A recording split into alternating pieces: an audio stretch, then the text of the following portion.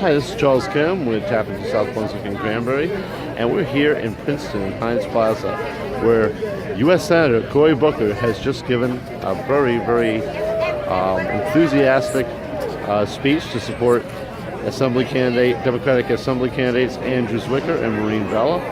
We're going to take you back and show you some of the highlights right now.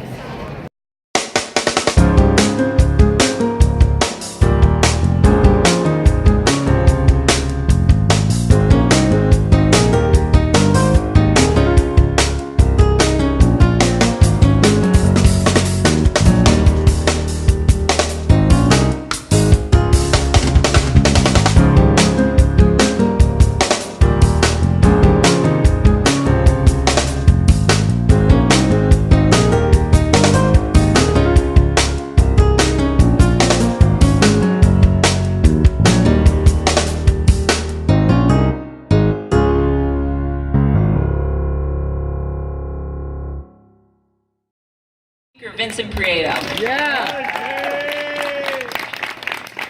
Well, good afternoon, everybody. Come on, a little bit better than that. Good afternoon. I came down today here from Hudson County to be here with you in Princeton because I need your help. I need good assembly people to do the good things for the residents of the state of New Jersey. And we have two stellar candidates, and Andrew Zwicker and Maureen Bella are the people that I need. When I can tell you how important it is for everything we do in the state of New Jersey that affects each and every one of you, it's so important. But when we talk about women's health, something that's so important, and I'm going to give you just a little fact. Since 1970, in every budget until 2010, it was funded. Chris Christie came along and it hasn't been funded. It's been a yearly veto for him, and we can never override him. So I need a majority that I could get to, a veto-proof majority. There's so many good things that we need to do. We need to do earn sick for the people that work. To be able to put food on their table without having to go to work sick.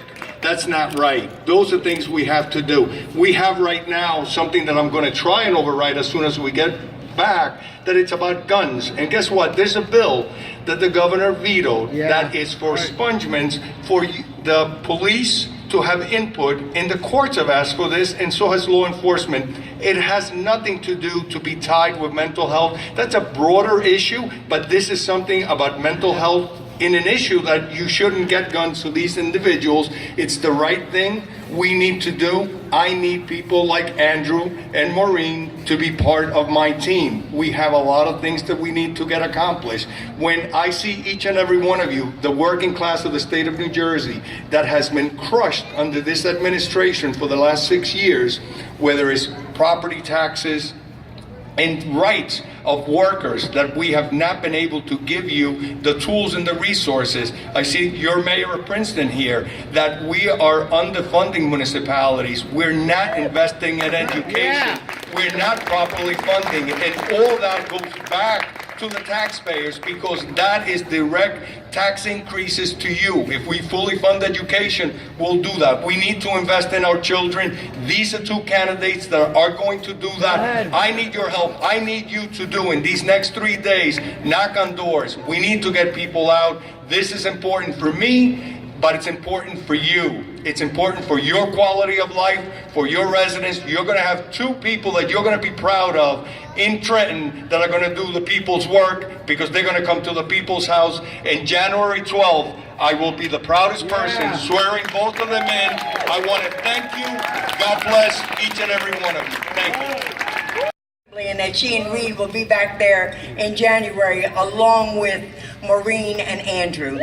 So my speaker that I've worked with and served with for a number of years capsulized all the important issues that are on the table for us, for all of us who care about our brothers and our sisters and our children and our elderly. Whether or not it's access to health care, good paying jobs, pay equity, earn sick leave, whether or not it's good education, economic development, We care about those things as Democrats, and we care about those opportunities to lift up everybody, not just somebody already at the top. And I know that the two people that are running in this district represent a commitment to those issues. I know Andrew a little bit better than Sister Della here, Maureen, because he and I ran for the same office for a little bit of time. And we shared more issues on the same perspective than we disagreed on, you know? And so I'm just fortunate. I had Sherry and I had Mark. And so I want to talk a little bit about that. This is so doable. The same people that I relied upon to do analytics of behavior, voting behavior, where our vote is, what does it take to stimulate our vote, how do we find it and encourage it? Well, they're the same people that are working with Andrew and Maureen. They're smart and they're strategic, and they have found that in this district, Maureen and Andrew represent the issues and the perspective on the issues better than the two people that hold the office right now. And that if the people who say they're committed, who are eligible to vote, who say they do vote, get out and vote, we have two more progressive Democratic Assembly members to help my speaker bring home the opportunities for all people. So here, just remember this. It's doable, and it's in our hands and only our hands to do. So go home, make some telephone calls for them. If not, go knock on some doors for them, but knock on the right doors. But most importantly, get out to vote and get every member of your family, your church, your organization, your neighborhood. Get those people out to vote. Because if you get them out to vote, we've got an outstanding victory. Yeah. And while you're there, don't forget my county executive, Brian Hughes. Mercer is very fortunate to have him. God bless you and thank you. Thank you so much, everybody. You know, when people learn about my background, they go physics, science, plasma physics, Rush Holt, right? And I will tell you that Rush Holt for 16 years was an inspiration in terms of showing when you use evidence to make decisions, how you can set good progressive policy. But I want to let you in on a secret. The inspiration on how to run a campaign and how to represent people, not just by your mind, but by your heart, is Congresswoman Bonnie Watson Coleman. And I am so proud that she's our representative. So, as you heard, momentum is building and building and building. Yesterday at work at the Plasma Lab, I got stopped by another scientist and he said, I get it. Stop mailing me, stop calling me, stop knocking on my door, I'm gonna vote for you, right?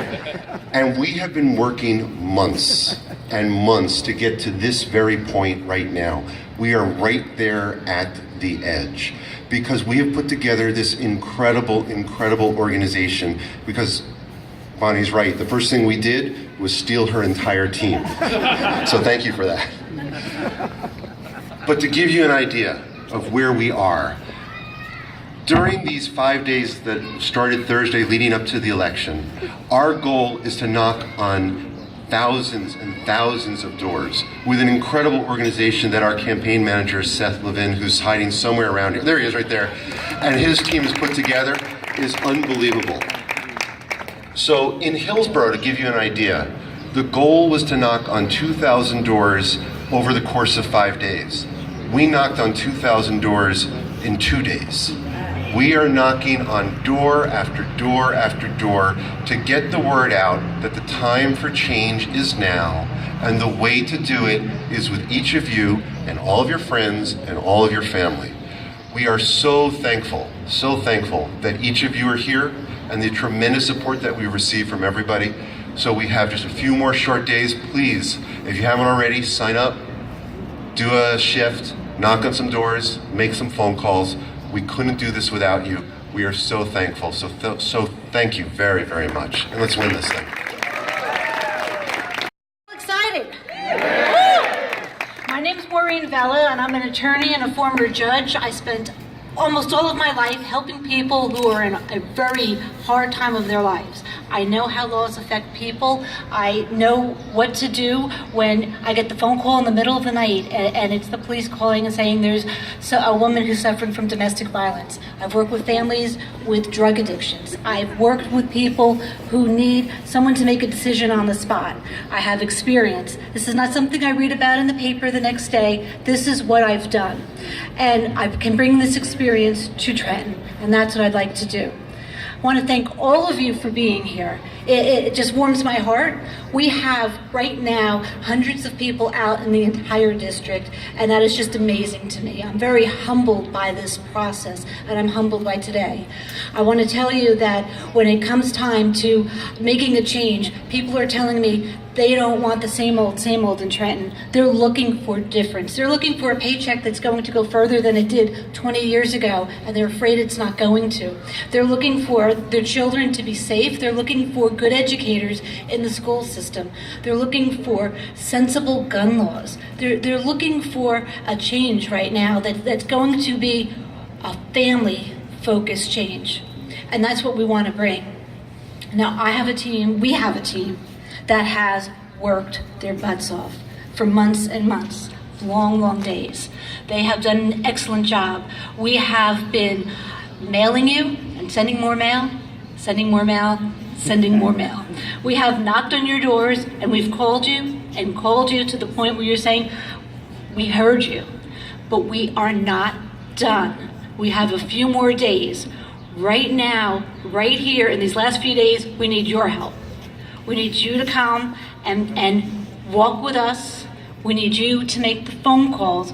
We need to get this vote out like we've never done it before because we're that close. So let us all hear you from here to Trenton and say we're going to do it. Let's go.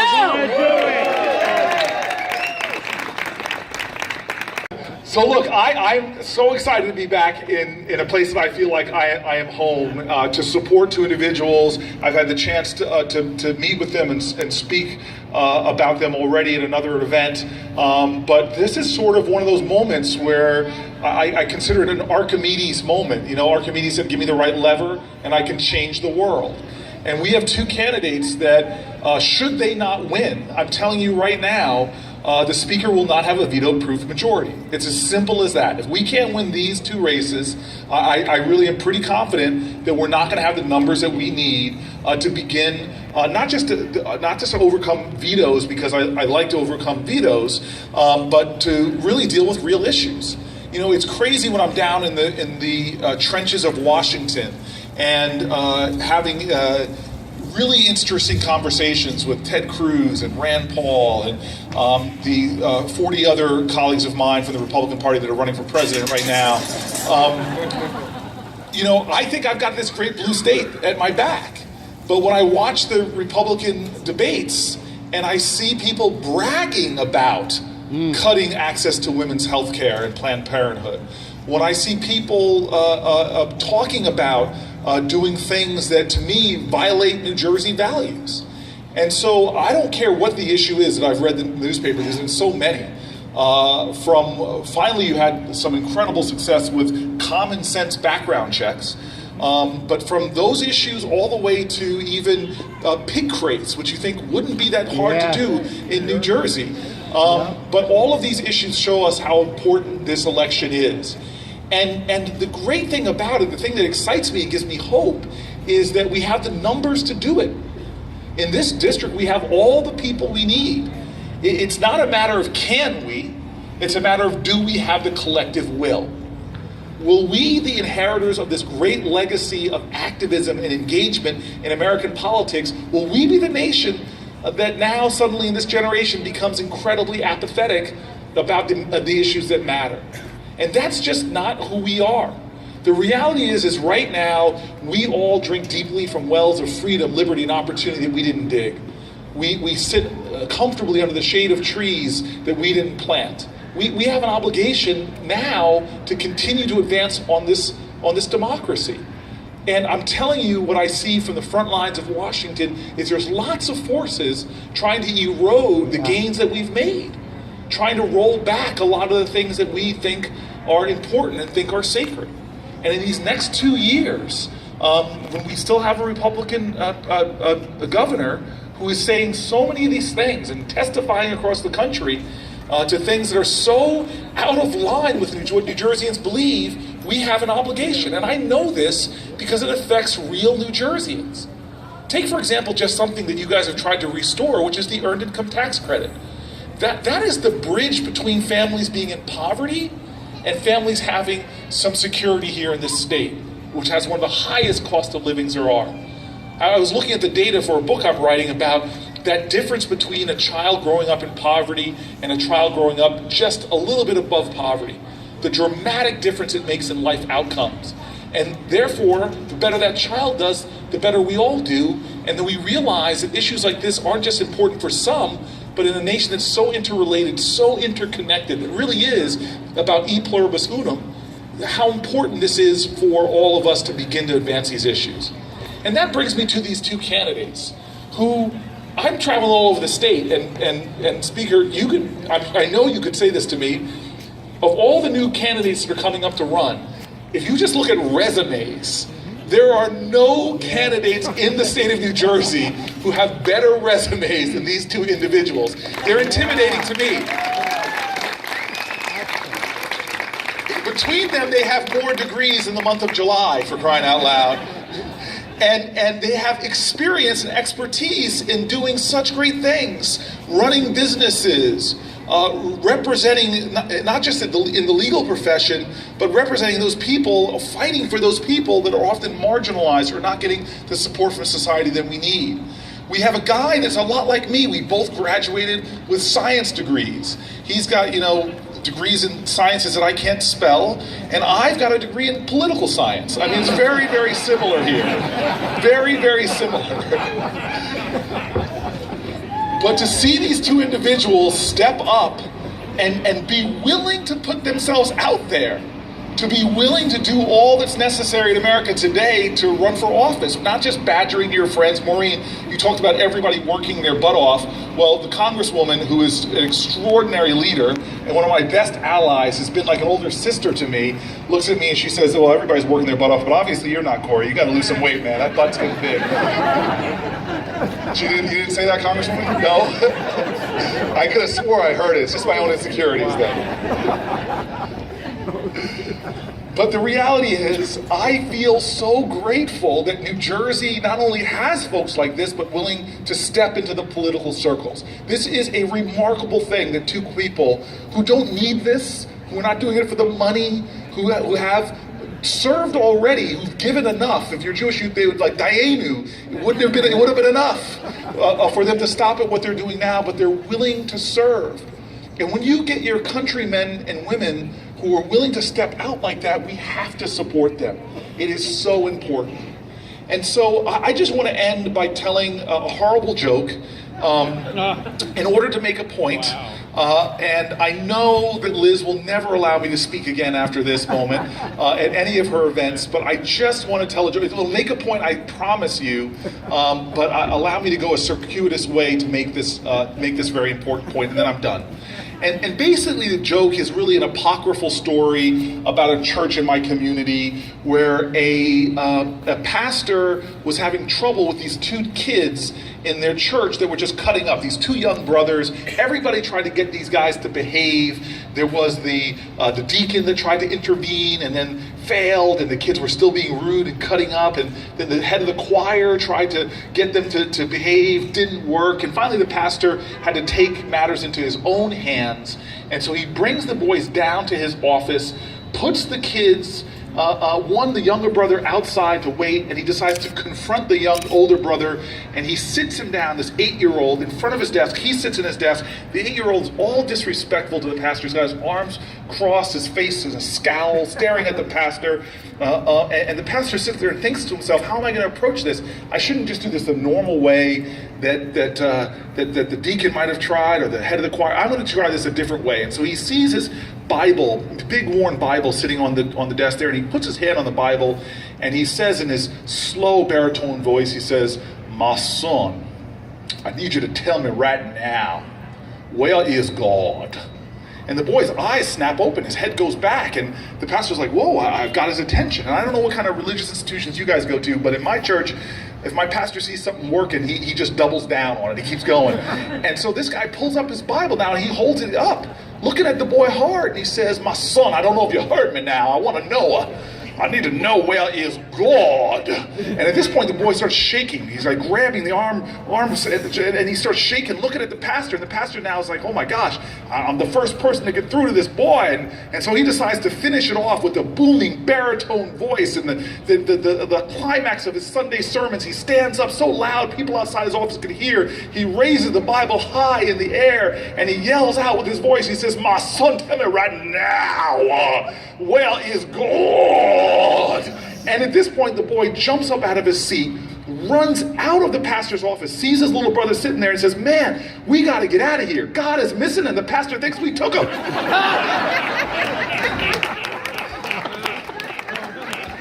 Has Liz turned her back on me, or is she still, no? No. Thank God. What's the story, the point of the story? Look, I remember elections past that had horrible turnouts. And I remember us losing pivotal, I'll never forget losing an election in 2009. And it wasn't because the Democrats lost the election. It wasn't because the other side won. We gave it to them by just not coming out. I hear all over the place. Congresswoman knows this. I hear it all over the place. People saying that this is an off election. Well, we have to turn it on, because after elections, people begin to ask things. Like, why are the Planned Parenthood's closing? Why are we now backtracking on environmental regulations like clean air standards? Why are we having our public schools so cut and assaulted? Why are they doing this to us? Where's God?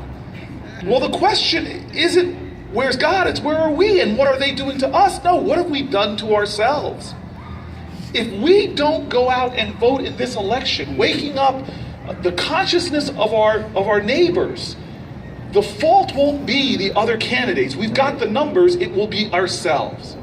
And we will run afoul of the lessons of history brought about by so many generations who evidence these understandings that faith without work is dead, or as Frederick Douglass said, that in life you don't get everything you pay for, but you must pay for everything that you get. Or like Martin Luther King said, that change does not roll in on the wheels of inevitability. It must be carried in on the backs of people that are willing to work for it and struggle for it and sacrifice for it. We are a great nation. This is a great community. But you don't manifest your greatness by what you say or how you pray. It's always by what you do, how you live and how you give. And in these last few days, this is a test of our community to tell our truth. And will the truth we tell be apathy and indifference, or will it be engagement? Will it be struggle? Will it be service? Will it be letting our voice be heard? And the greatest way to let your voice be heard in a democracy is through your vote. And so I leave you with that call. In a community that has produced two of the finest candidates in New Jersey, Speaker Prieto knows that. Thank God they're not running for the Senate against me. In a community that's produced such fine candidates who are pouring their hearts out, the difference in this election won't be what they do, it'll be what we do. May we work hard, may we win this election, and may we advance our state. Thank you.